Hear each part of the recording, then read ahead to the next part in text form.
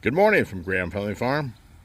It's August 15th, 2025, and it's about 10 after 9.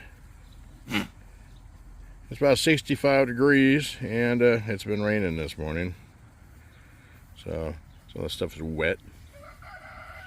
Supposed to be more rain coming.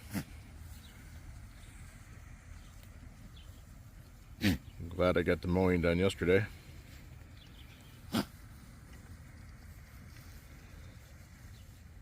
Well, the 7-Eleven chickens are roaming out here now. Some of these came from 7-Eleven downtown. My daughter-in-law brought them home. One of them came from our incubator. I don't know which is which.